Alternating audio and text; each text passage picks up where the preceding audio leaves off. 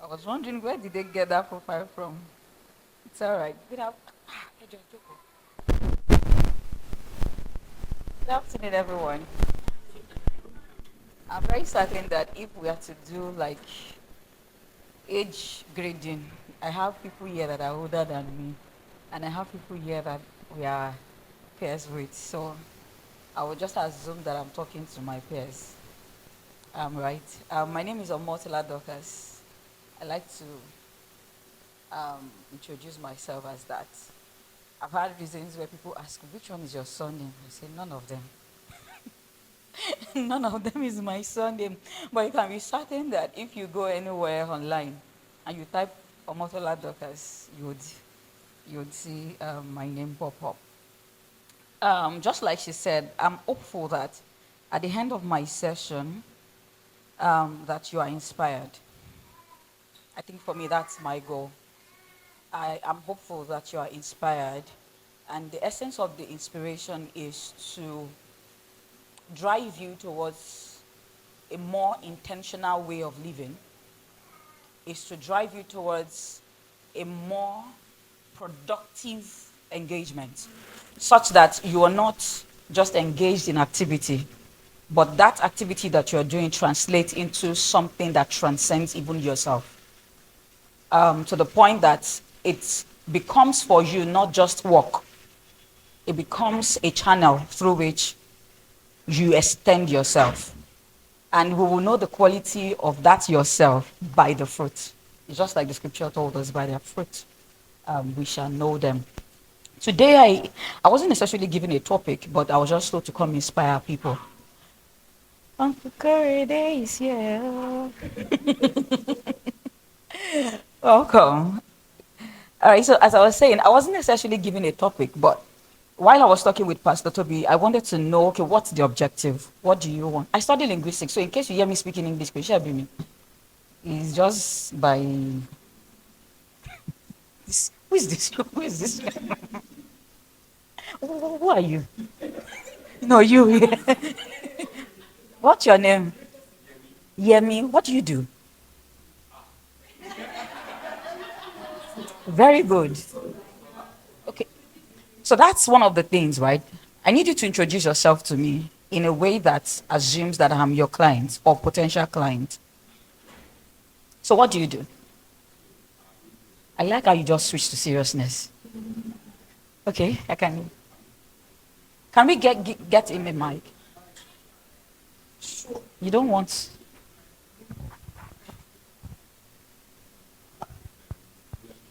My name is Oh, my name is Yemi. I. So I I'm into solar installation, maintenance, and servicing, batteries, mostly lithium batteries and solar panels. So that's what I do. Okay. Yeah. Is it for corporate or just domestic? I'm currently not domestic. Yeah. Okay. All right, thank you. You actually caught my interest from the moment we started asking questions. You are interested already. All right, so while putting together my talk guide, let me put it that way, I have this topic here: beyond getting a job, building a career that creates opportunity. That's what I want to talk about. It's easy for us to say that at the end of this, we should have told you how to get international paying jobs, how to get opportunities that is beyond what you're doing now, that forklifts you from 0 to 100 or 50 to 200. And I'm very certain that if you go online, you can get those kind of content, right? So I wouldn't try to bore you. I'll try to do a blend of my story and also talk to you about what I believe that God has been teaching me about entrepreneurship, about also career. So if you look at my profile, you will see that there is an aspect of me as an entrepreneur where I have businesses that I manage, and there's also the aspect of me as a career professional. So many times, one of the questions that people have asked me is, how do you blend it? For me, there's no blending. I'm just working, right? I'm just finding outlets to express myself, because when I'm doing nothing, I don't know, I just I just must do something, right? So whenever project comes up and they ask me, Omotola, we need this, can you help us with it? I go in there, do whatever I have to do for a time, and then I go out and I go back to my work. So that's for me the setup that I've created for myself. Every 2, 3 years, I go back into paid employment, right? And it's amazing how that the moment I say, okay, Otito, and I go back and I say, okay, I want to come in, an opportunity comes up, right? So what I want to talk about today is how do you create such that you don't need to spend 6 months, 8 months, 1 year looking for opportunity. How do they find you? I believe it's possible. It's possible that you can experience that. Um, while I was creating this document, I asked myself a very simple question.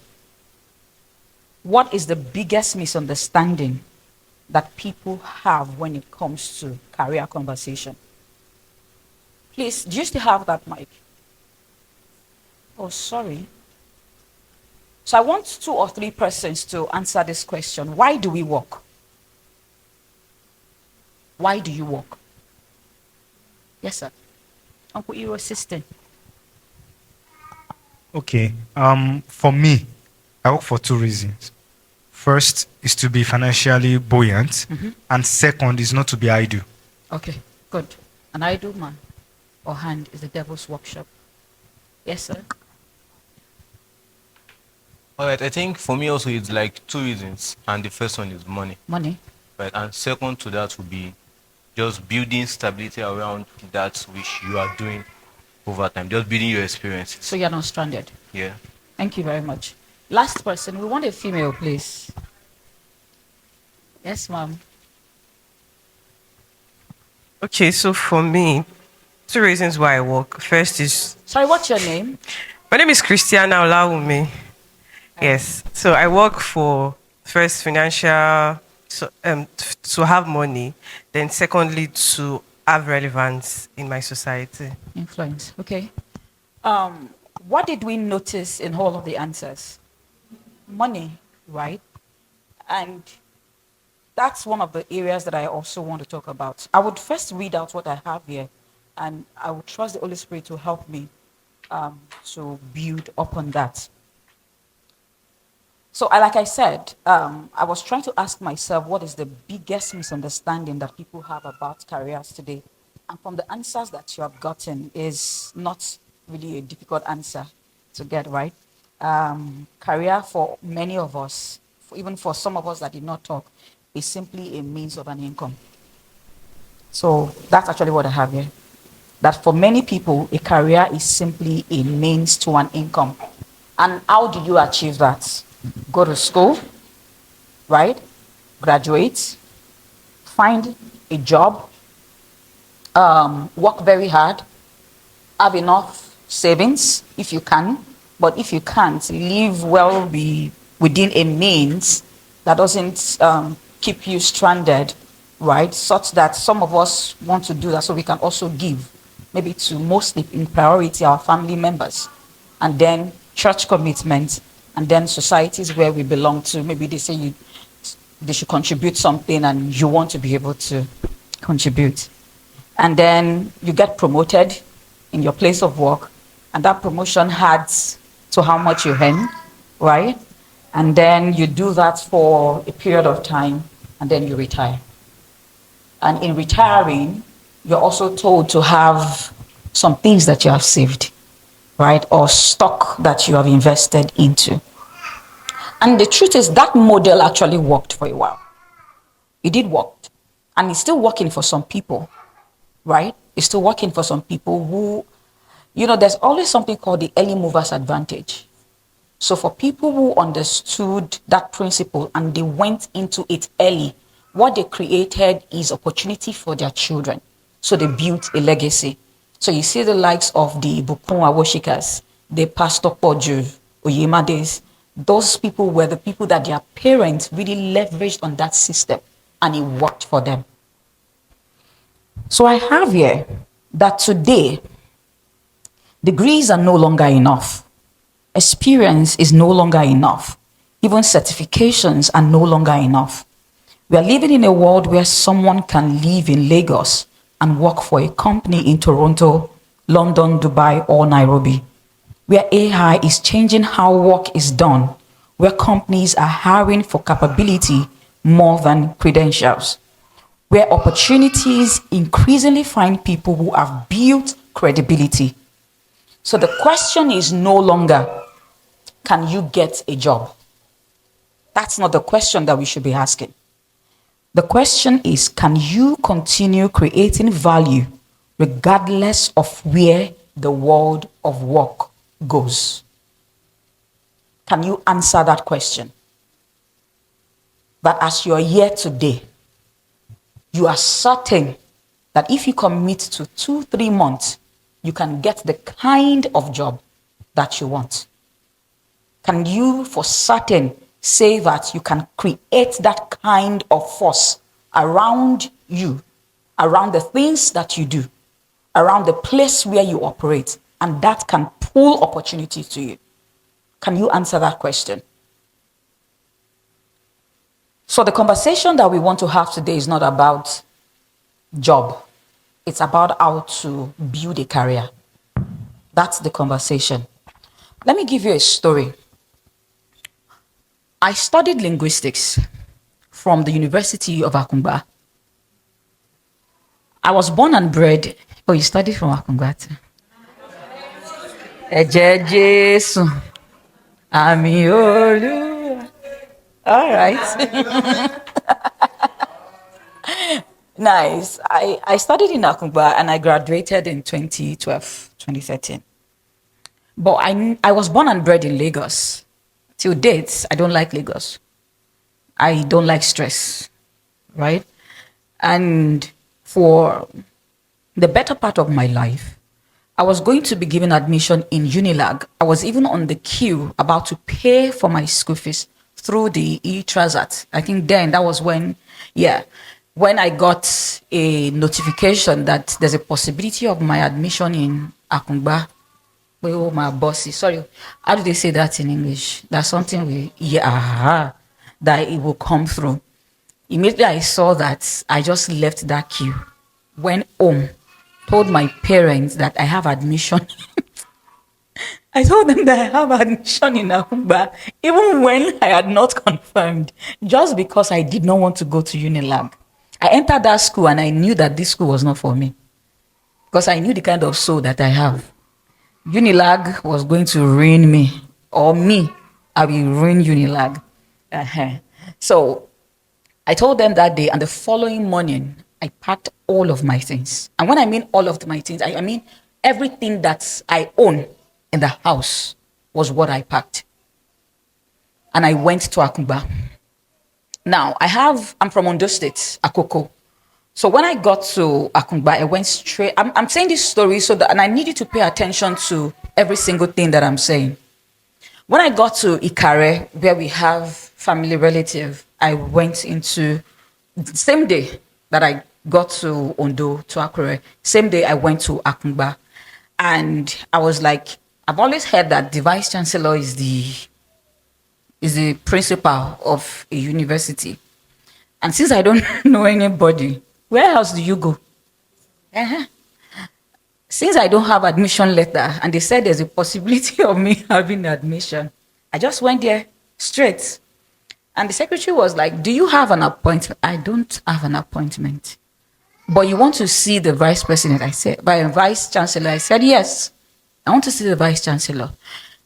Now, if you saw me, I'm all glammed up like this to an extent. Am I not glammed up? But then I was a deeper life. I'm still a deeper life girl because I was born and bred in deeper life. So what I had on me was just yours is still neat. So you imagine that you just came back from Lagos, drop your bag, and the first thing you are doing is you are dashing into university. So I just had this skirt and blouse, and my head moko for a minimum weave, like wove or weave back.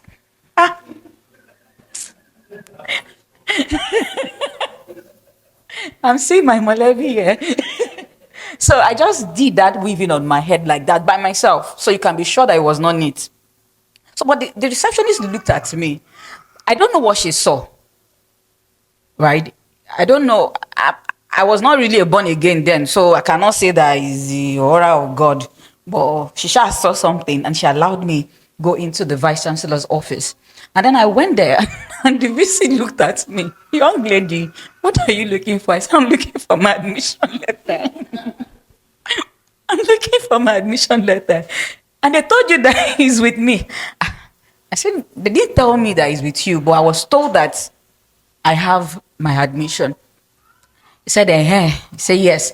So I saw books, they used to print the results in papers. So the papers were like this in his office. Yes, there. He said, can you search? I said, yes. And he told me I should go and search. I was there for 20, 30 minutes going through them, looking for my name. I'm sure somebody would think I saw it. Nah, I didn't see it. But he looked at me, I guess because he saw how passionate I was, and the fact that him saying no to me was not going to work. So he told me to go to the faculty and search in a particular place that is sure that if I go there, I will see my name in the list of admission. I'm very certain that is a road down that man gave me. Yeah. Do you know what I wrote down? Sorry, how many of us are you right here? Oh, so I wrote down. And empty. I think I need my sister here beside me. An empty heron, right? It's just what you give to a child just so that they leave you alone and stop disturbing you. So imagine telling me to go to the Faculty of Arts to go look for my admission. And I did. Very, very hopeful that, this is coming from the vice president in my own naivety. Unfortunately for me, I did find my admission.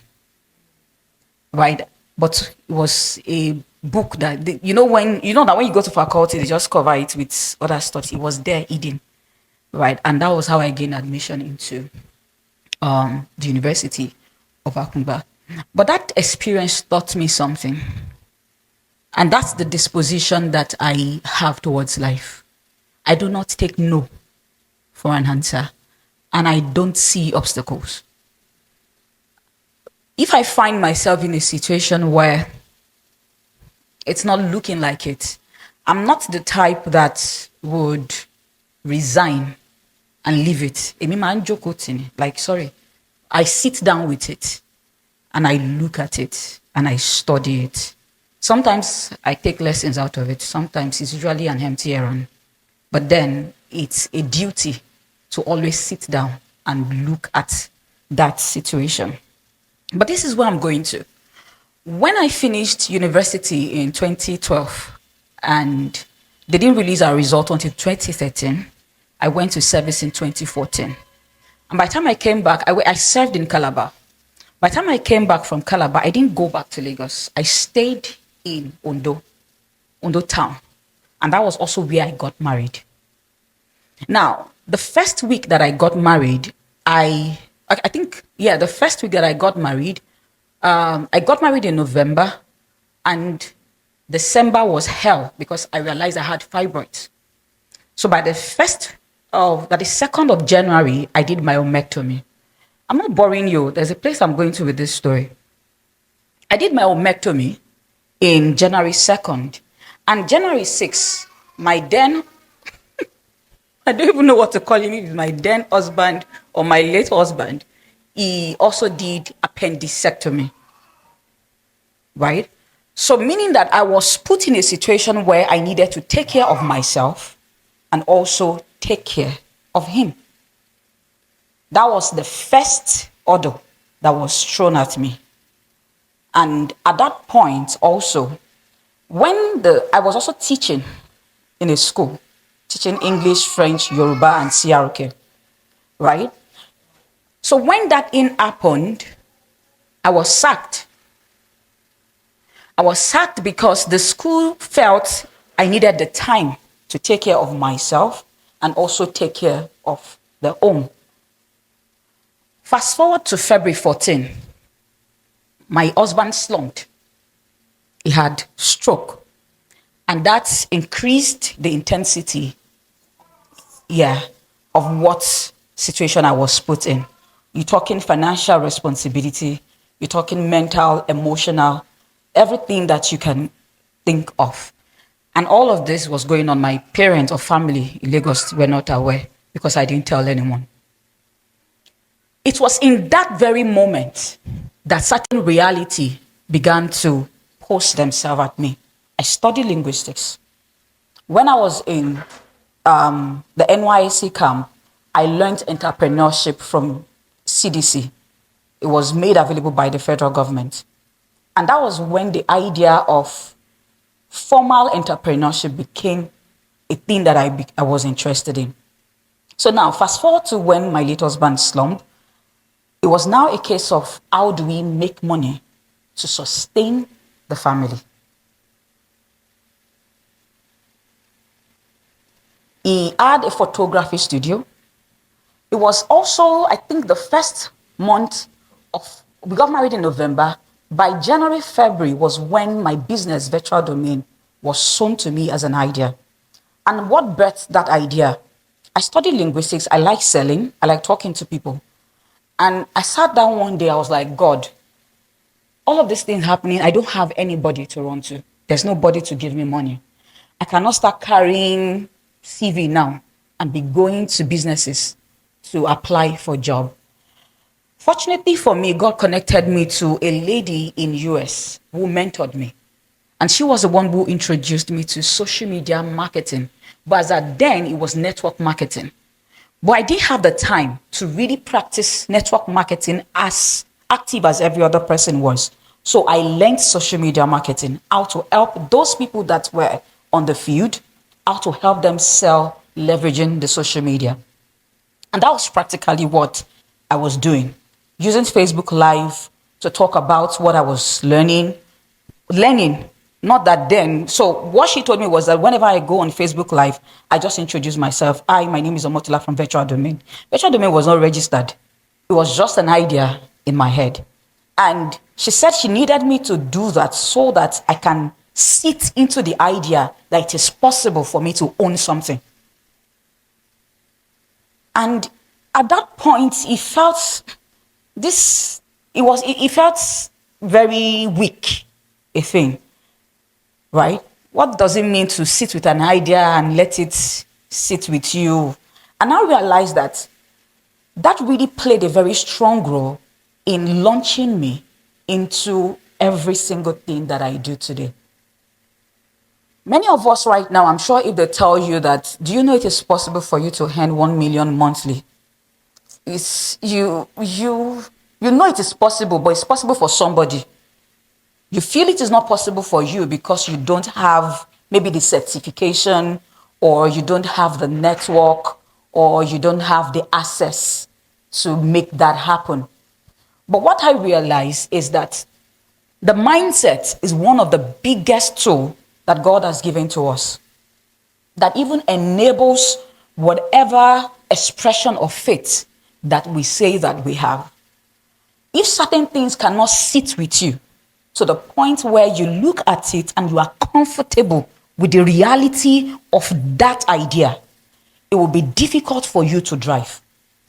It will be difficult for you to engage even when you arrive at a climax, when the challenge of that endeavor start being thrown at you. You will throw it and you will run away looking for the next thing, because that is what we are being taught to do. Don't be an idle man. An idle man is the devil's workshop. Kasha shishe, kasha jeun. And that has become the race of many people. One of the battles that I had to fight when I started out with social media management, which has now grown into becoming a training and consultancy today, was the fact that the environment I was in was not nice. It didn't have, it's good though. It's not a distraction. I didn't have the aesthetics. So like I said, I didn't go back to Lagos. I stayed in Ondo town. So imagine you are doing Facebook Live and you have bushes. Or sometimes it could be that while I'm going, so like I told you, he also had a studio. So I was managing his studio while I was also trying to manage my own social media marketing. But there came a point where the need for money, like you said, came in. I had to start selling food stuff. So I got a shop. I was selling food stuff and I was also importing. I went into mini importation, right? So I was managing all of those things at the same time. And he would also still need to go to hospital for physiotherapy every day. Now, I don't know how I was able to manage all of those things, so I don't have a code for you. But the thing is, it is possible for you to manage whatever contrary situation you find yourself. Inherent in you is the capacity to do that. And God now bless you, now have the Holy Spirit. There are many ideas, even on the job, that I do today that were born out of just me sitting with the Holy Spirit, praying. Of course, reading. After I was telling Pastor Toby, me, I don't do a lot of reading. I do more of podcast. Just going on Facebook, going on YouTube, going on TikTok. Just see what are people doing, what is trending. But then it is very strategic to my own line of profession, yes. So you will not necessarily see me just taking anything. No. If you come on my YouTube, I deliberately did a YouTube premium. So I'm selling it to YouTube. Please, it's not expensive. It's just 1,700 naira for only you in a month. You will thank me for it after 3 months. And it just curated the things that I was doing for me. And I was able to have access to information that helped in that regard. Why am I saying this? 3 of us have given responses that are very similar. You work for money. Right? But the truth is, that's not why we work. That's not, you don't work for money. If we have to work for money, then it means that the people that are not really working, right, that God still provided for, that God still, I don't know, in one way or the other, still made provision for them, who then is doing that provision? Do you understand? And this is why I'm also saying this. Whether it is to make money, whether it is to survive, whether it is to provide for your family, or whether it's to build a future at a level that would be correct. Do you understand? That would be correct. But I believe that all of these things only describe why we go to work, not why work exists. Do you understand the difference? They describe why we go to work. You go to work so that after you have worked, they can give you money. But that is not why that work in itself exists. Did your CEO create job so that I can be paying you money? I'm just trying to, that's the most basic way I can explain that. But as we go down the line, you understand. So here is my belief. Like I said, I would, in order to put my thoughts in a very organized way, I would read and then I would build upon it, yes. I said work is one of life's greatest institution for building capability. Money is one outcome of work. But you know that experience is also another. But capability is the most valuable outcome of work. Capability is the most valuable outcome of work. Every project, every difficult manager, every challenging client, every presentation you have to prepare for, every failure that you encountered, every deadline that was set, every disagreement with colleague or with client, every success that pumps you up and want to make you go for the next big mountain is actually shaping you for something more valuable than your salary. Do you believe that? Some of the greatest people that I've met, I met them at work. Some of the most resourceful people that I've met, I met them at work. Some of my long-term friends, I met them at work. People that have become mentors at a level, I met them at work. I'm saying this to say that if you see work in this different light, whatever you encounter, you will not allow it deter you away from the requirement that is demanding of you every single time. It is actually shaping something in you. It changes how you approach life. It changes even the question that you ask. It changes whatever mindset that runs through you. You no longer ask questions like, how much is this job even paying me? Because this is why some of us have not even gotten that opportunity yet. Let me give you a story. My younger sister today works with a fintech. And what she earns today is times 4 of what she used to earn 2 months ago. Before she left the company that she was working with, before she got this, the company she was working with is like a human resource business that connects African businesses with international jobs. So they have a community where they have different communities hosted. So it's like a community as a service that connects Africans with remote jobs abroad. Before she got to this organization, she was, I think this should be in 2021 or 2022 when she came to me. And then my dad wanted both of us to apply to an oil and gas.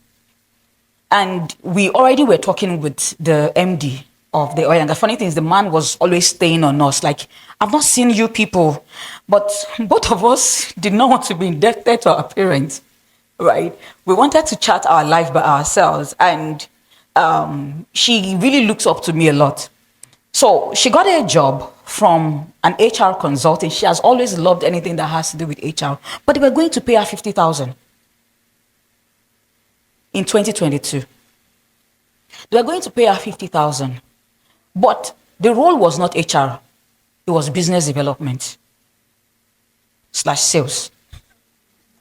He said, actually, with targets.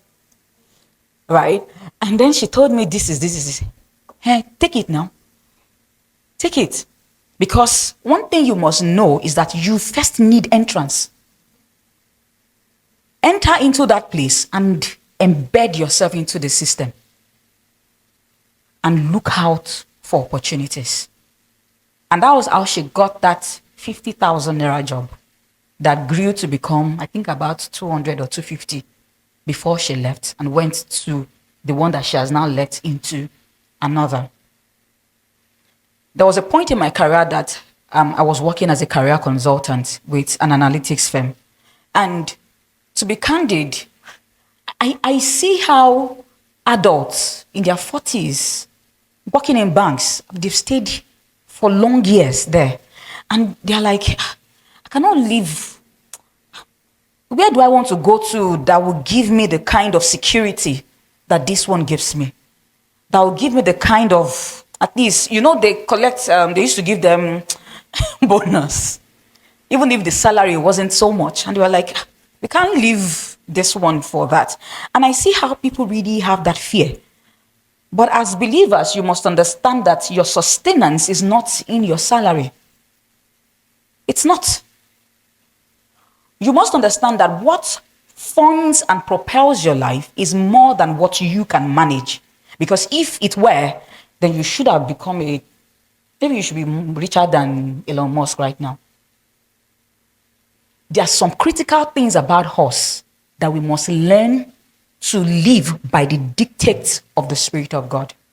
And one of such is also your work. all of my life, I don't think I've ever applied to any job that I've done. One of the things that the Lord taught me early is if I am looking for something and it doesn't come to me, create your table. I was telling you that there are certain things I know today. It wasn't because I read a book. It was just the Holy Spirit was like, do it. Then by the time you are reading or you go to a class, then you now see, oh, this was what you meant. I'm using our term now, create your table, but that was not what was communicated to me at that time. I knew that I was going to go into training. I knew that I was going to go into consulting. But when you have the likes of PwC, KPMG already dominating that field, and I don't have the career or the certification. And one of the things that I know that the Lord told me is that I will get to the peak of my career and it will not be by certification. I have made attempts. I have, you don't know how much I have spent in trying to get certified. I will start, I don't ever finish. Even when I create accountability, when I saw that this thing looks like it's lower.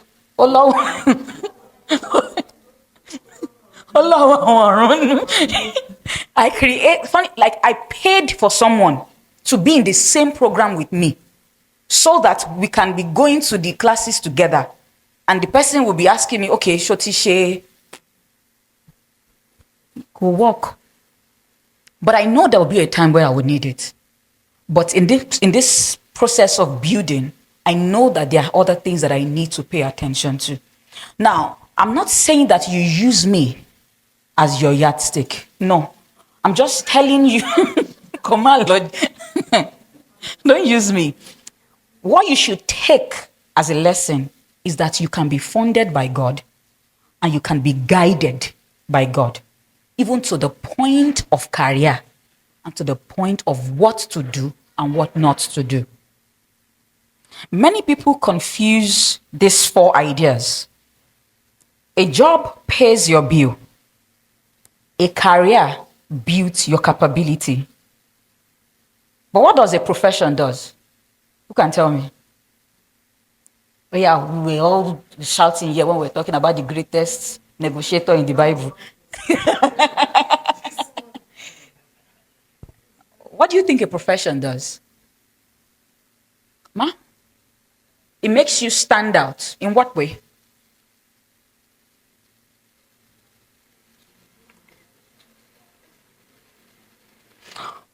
Okay, so what you're saying is not actually out of place.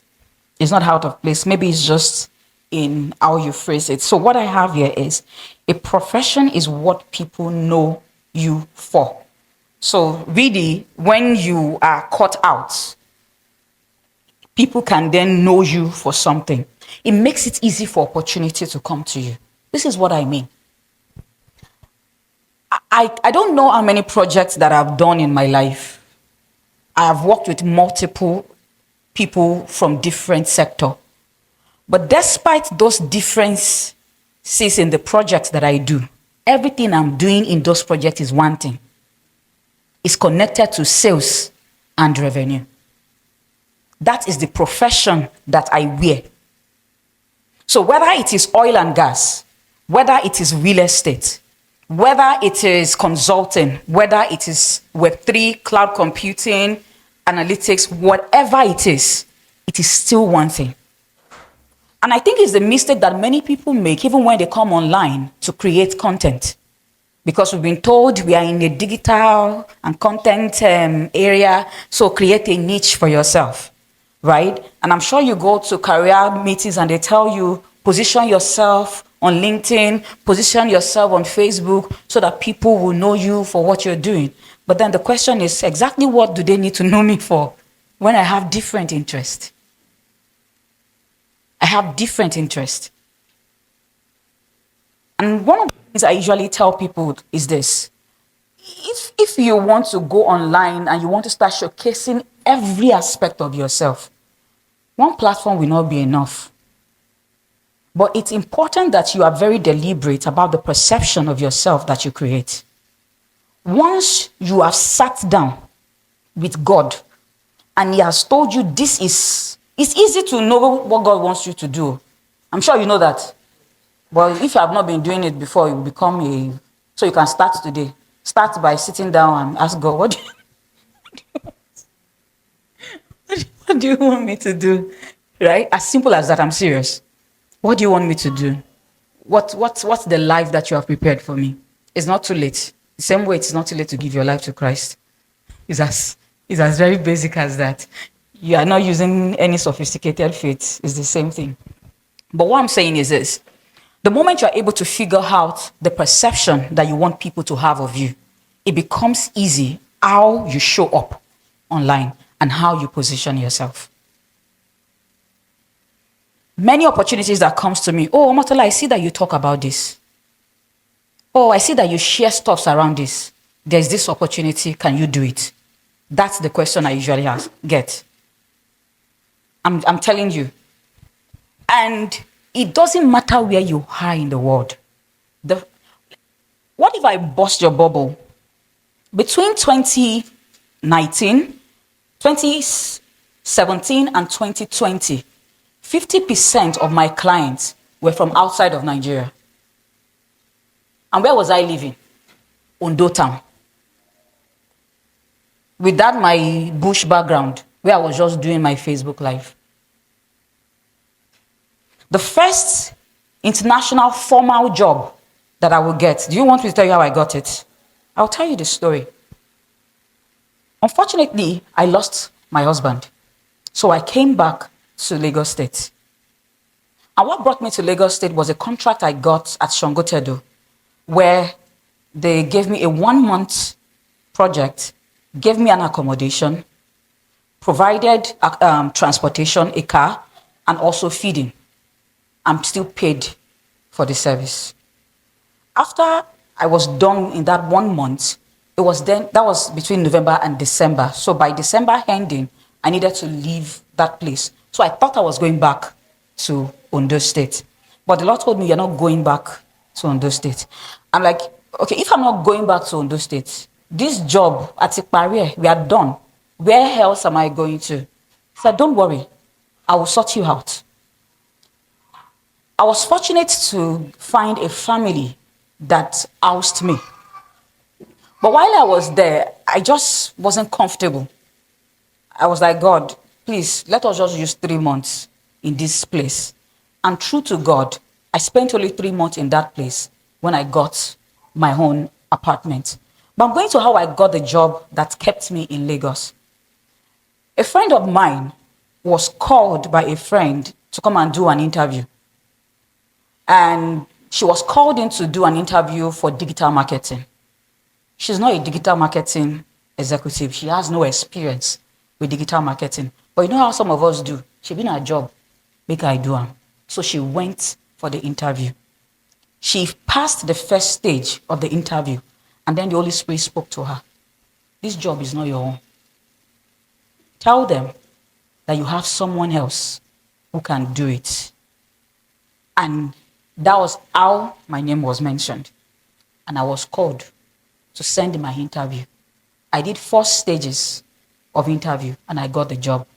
It was an analytics firm in UK and I entered in as a digital marketing executive. That was the first formal international job. Please, how do I explain that to you as a protocol to getting international gig? But do you know why it was easy for her to agree with that nudge? It was because she knew me to have experience. I said easy for her. She would still, of course, have yielded, but I would have messed up that opportunity. Why? Because in the moment where I was seemingly covered, nobody was necessarily seeing me, I was owning my skills. I was beautifying and adorning myself with tools, with whatever capabilities that was required. But do you know that even though today, even if my normal engagement on the job is not digital marketing, do you know that when I am stranded and I need fund, digital marketing is that skill that ó dàbí ajẹbíewé ni. I don't know. What is ajẹbíewé in English? Oh, thank God you have Mike beside you. It's just like my lucky charm. Like, it's impossible for you to tumble me like this upside down and something will not come out. You need to be very wide-read. But as much as you are engaging yourself to read a lot, also own a particular skill in a particular profession. And that is what you need to position yourself for. So that you make it easy for people when they are scanning their head. Who can I ask for about this? Or who can I refer? My younger sister will always say, make it easy for me to refer you. It's not by sitting down with you 30 minutes for me to understand what you do. Those things you post on your status, those things you post on your LinkedIn, let it be well curated to the point that if I go on your profile and I can read 5, 10 posts, it's easy for me to say, oh, this is who he is. This is a kind of opportunity. Because funny thing is, the way recruitment is even done right now is in such manner. Keywords. All I need to do is to put growth in the search from my sales navigator. Sales navigator is what many recruiters use on LinkedIn. Or you go on Glassgo or Indeed. All I need is a keyword. And if you have not been writing stuffs along the line that you're looking for opportunity on, you realize that you miss out. I don't like people who repost everything. Everything is interesting to you, you just repost. Everything you see, you are commenting. You're creating for yourself a digital footprint that forms your digital identity. Literally. Let me tell you how digital marketing works when we are running promotions. It's easy for me to target people who like a particular thing simply by assessing whatever library that the digital footprint has kept as their footprint.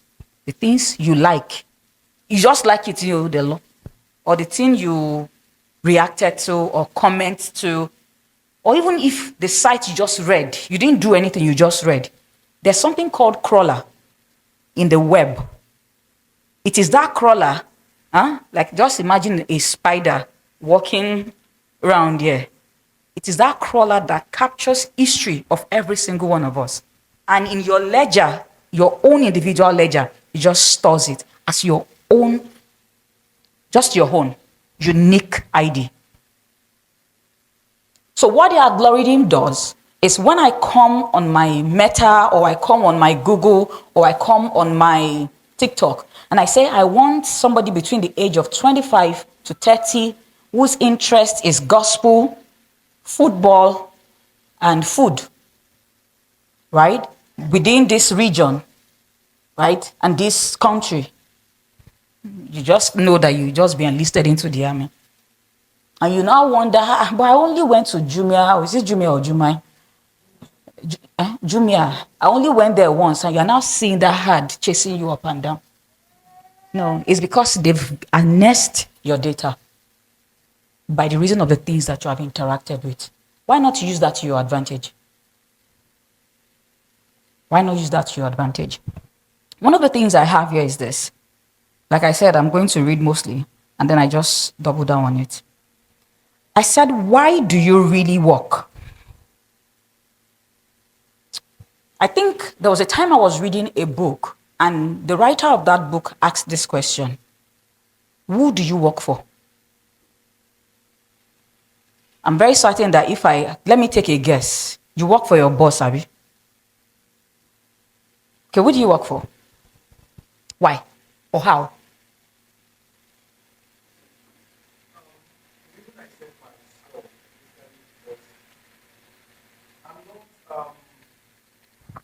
I'm not working for my boss because the work I'm doing is to benefit me. The reason I came there is not just to add value to your company or to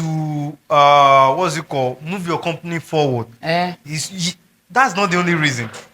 I came there just like I have said, money. Okay?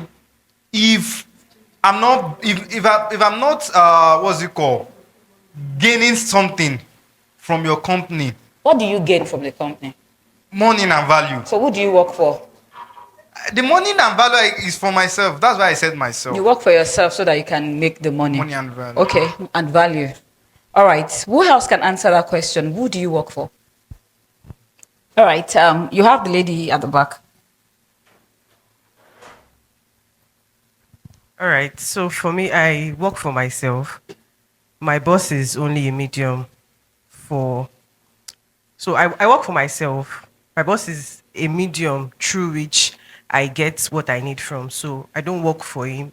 I don't work for him. I work for myself. So But if I just remove your boss to remove my boss, from the equation, as I said, he's a medium. There are other mediums that I can get that I'm doing it for myself, but they are just factors in the chat box of everything. So it's just a means for me to, like I said earlier on, that I work for money and I also work for relevance. So working there is also a way for me to also establish my relevance, or like be relevant in the industry or wherever I find myself. So it's just a medium for me to do that. So if you remove my boss, it means I'll find, even if I don't find another boss, I can always find another medium to do that. well, it's possible to have both, right? It's possible to have both. When you look at the Maslow law or the hierarchy of need, right? There are different reasons why we do things. And for as long as you are human, there would always be a mixture. But the one that we know that you are truly living for is the one that will be the priority that we can easily put a finger on. So for relevance, it's actually at the point of self-actualization, where you want to be known, you want to be seen, you want to be accepted, right? And I think there was a point they even divided even the point of sexualization into different strata. And I think the peak of that is transcendence, where you then start building legacy and all that. So it's possible that you can have those kind of mix in your mind. Now, the reason why I'm asking this question is not necessarily to say you are right or you're wrong. It's to be introspective, right? To think inward again. So let me show you what I have here. I said, who do you work for? Some of you may say a bank, a startup, a government agency, a multinational. But what I want us to challenge is that thinking, right? I don't think you ultimately work for your employer. It's my opinion, right? I think you work for your capability. You work for your capabilities. Your employer simply rents that capability in exchange for compensation. That means every assignment is an investment from your company in you, which is why they have every right to make a demand when they give you targets, when they have expectations of you. Every presentation improves your communication. So you can't afford to see whatever is being demanded of you as a challenge or shofek pamini. No. You must see that it is an investment that has been made into you, a token, and there needs to be a reward. Every negotiation sharpens your judgment. Have you met yourself in some deals and you wonder, how did I win a upper hand? How did I close that deal? Inherent in yourself is not really that skill to all. The funny thing is, you might not even be able to repeat that result. But that very moment, something happened to you, and it was a quantum, like it was just some compounded thing that you have been doing, that at that very moment, it just triggered a result for you. Every difficult colleague develops your emotional intelligence. It's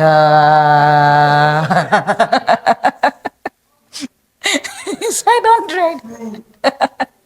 And every leadership opportunity develops influence. How many of us like influence? Yes, you should. I always tell people, don't run away from leadership. Don't run away from responsibility.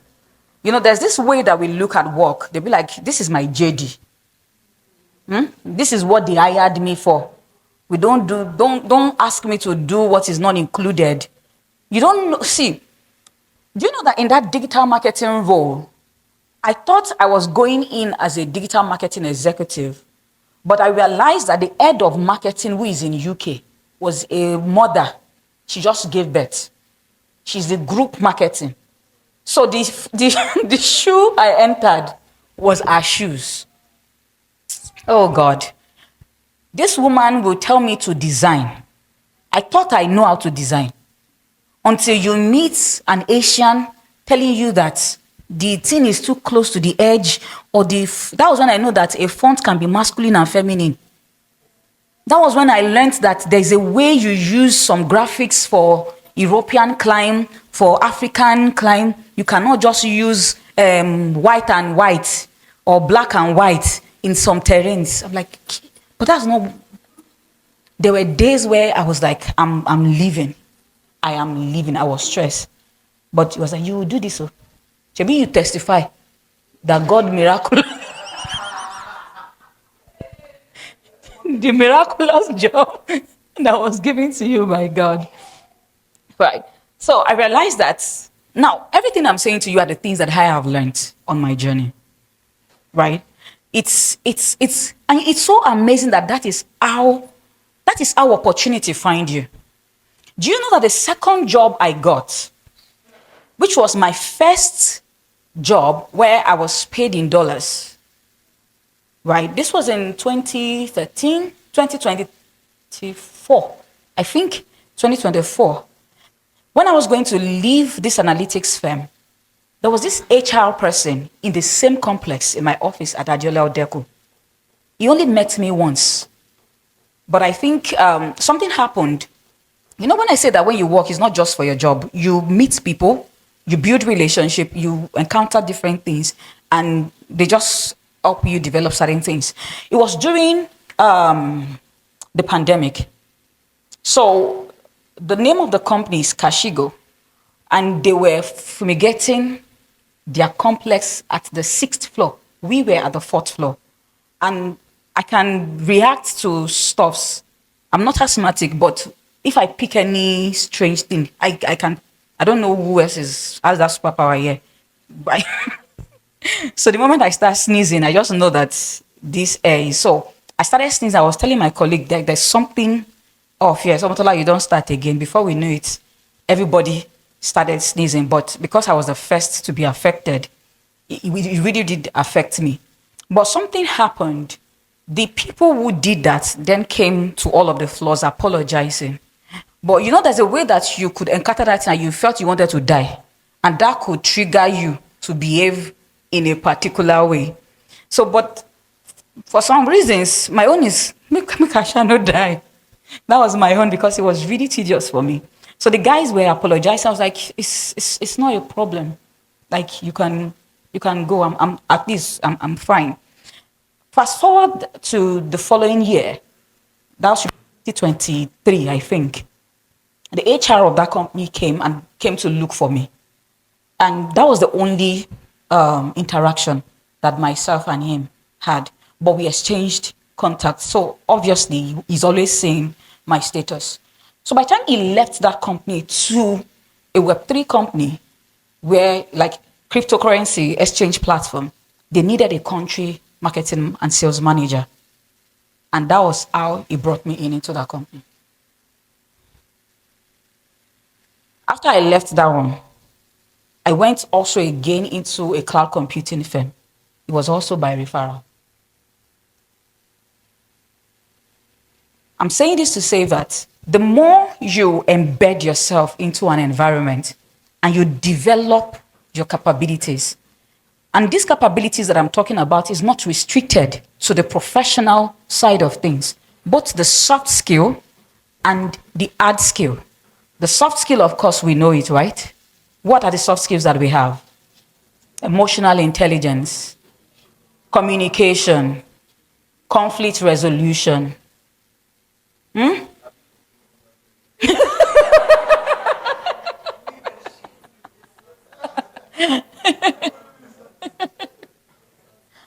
That's that one today.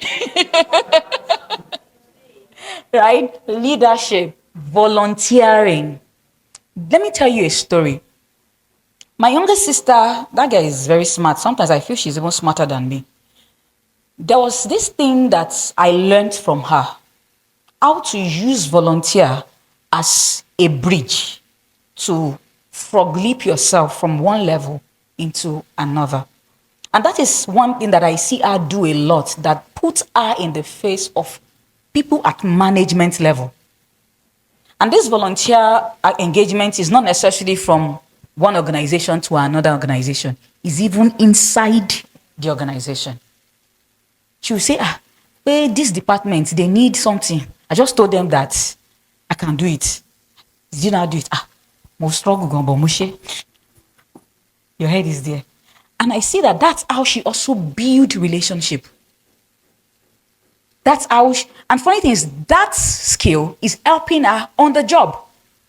As a recruitment executive, you need to have access to people. You need to be able to leverage on your network for referrals. And you know that the quality of the people you hire is subject to the quality of the people that you know. Because those people must have a very strong sense of being able to identify people who has not only the right skill set, but also the culture and also the personality that the organization needs. So you realize that the things that you go through, even in your, I used to tell people that if you are a nursing mother, like that's the biggest avenue to develop skills in this life.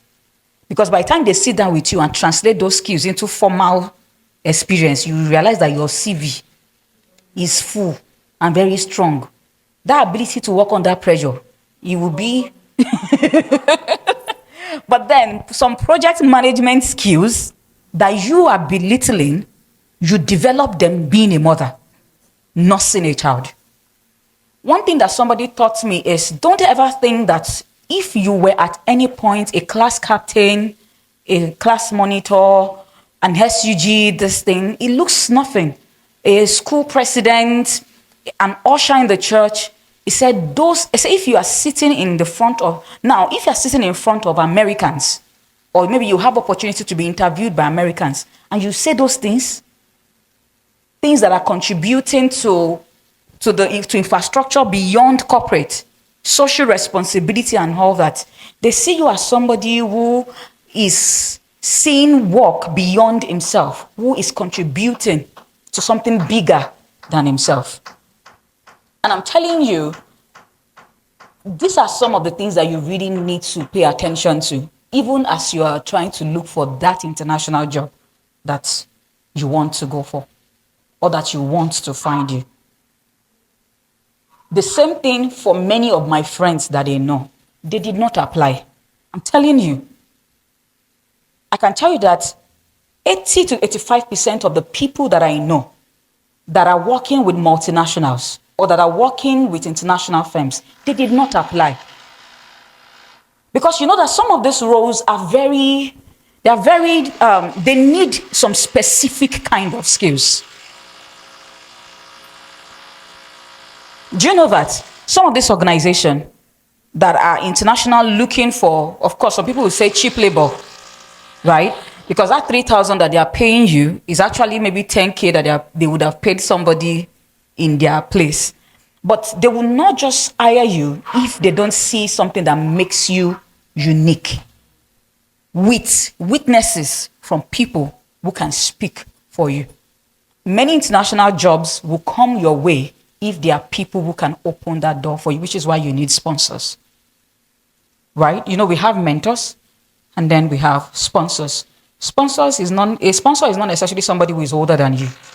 It's just somebody who has an opportunity, right, that you do not have and can open access for you to come into that place. They are either speaking your name, or they are giving you the job, or they are creating the environment for you to come in and then show yourself. Sometimes there's also some selfish, I don't think I would call it selfish, but I won't put your name out if I don't think that your goodness will not rub off on me in a good way. Because that thing compounds. If I have referred 1, 2, 3, and those 3 are like solid additions to the organization, every organization, at least some standard organization, have some provisions that they have for referrals. So depending on what they want to do, anyone who comes from you becomes a high priority. Do you understand? So it's good that you really, really make yourself that person that I or that her or the person sitting down next to you can easily say, reach out to her. She can do it. Reach out to her. He can do it. And I tell you, if God is with you, and that is the line that he has designed for you, it's impossible for God to not open the opportunity for him to boast about you if he has been building you, and the opportunity will not come. It's God doesn't work like that. Did you know what he told us? He said you should not have a light and hide it under a bushel. It's not possible.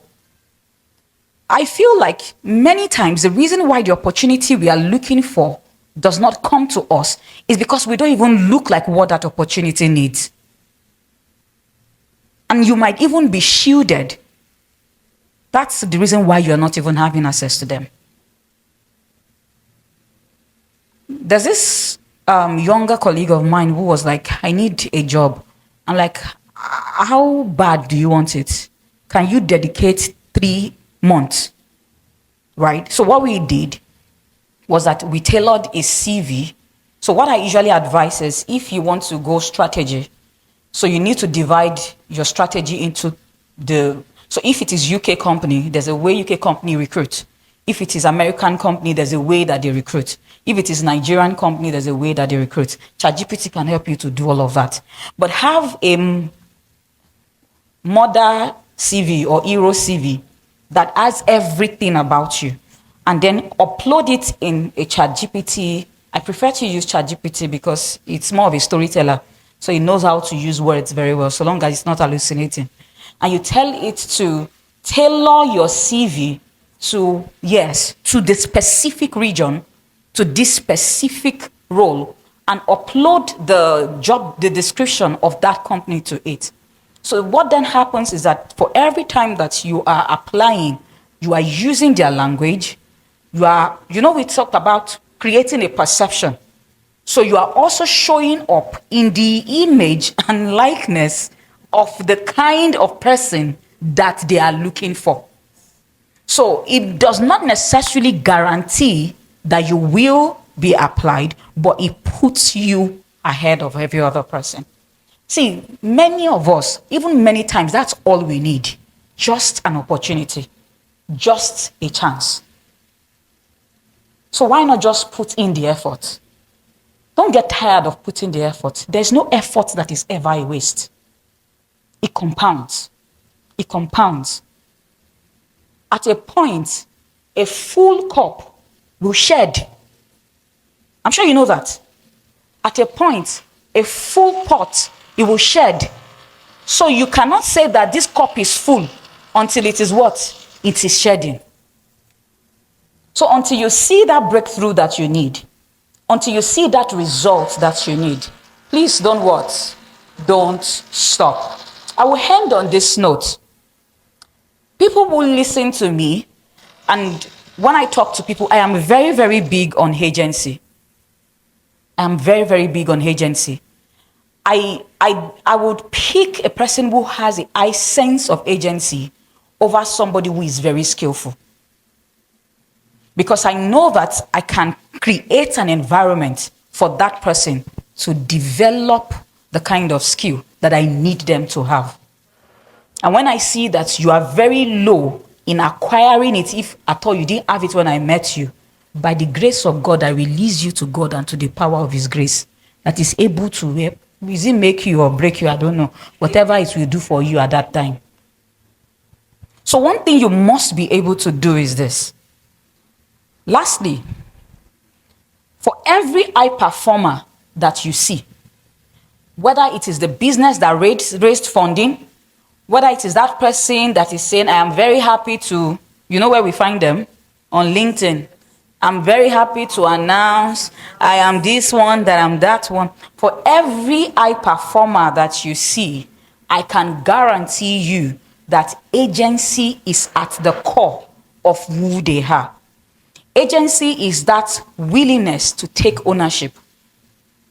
The willingness to take ownership, to make decisions, to solve problems, to take initiative, to learn continuously, to execute without waiting for constant supervision. I have trained people. I have sat down on different seats. And one thing I have seen, which is very, very constant, is that the highest performers are not always the smartest people in the room. They're not always the smartest people. They don't even look like it. But when the job needs to be done, you know they will get the job done. They are often people with the highest level of agency. They don't wait to be told. They don't simply identify problems. They become part of the solution. Agency turns your knowledge into action. So you are not just compiling certificates. You are not just adding to your skill set. You are actually converting it. A person who has a high sense of agency is that person who has mastered the mechanism of conversion. That for every skill that you have, you just know where this skill is required and can be deployed as part of the solution of that entity. For a person who has agency, action becomes capability. And capability, like we said, for a professional is what builds a reputation. And reputation, my dear brothers and sisters, on this note, aside from the grace of God and the favor of God on a man, is actually what pulls or attracts opportunity. What you are known for. Not known for skill in terms of skill alone, but also in terms of character. In terms of character. And this is why I keep saying, Africa doesn't have an opportunity problem. It has an agency problem. And I hope that in our seats or when we get home, that we will trust God to help us to really pay attention to that aspect of our life. Thank you so much, everyone.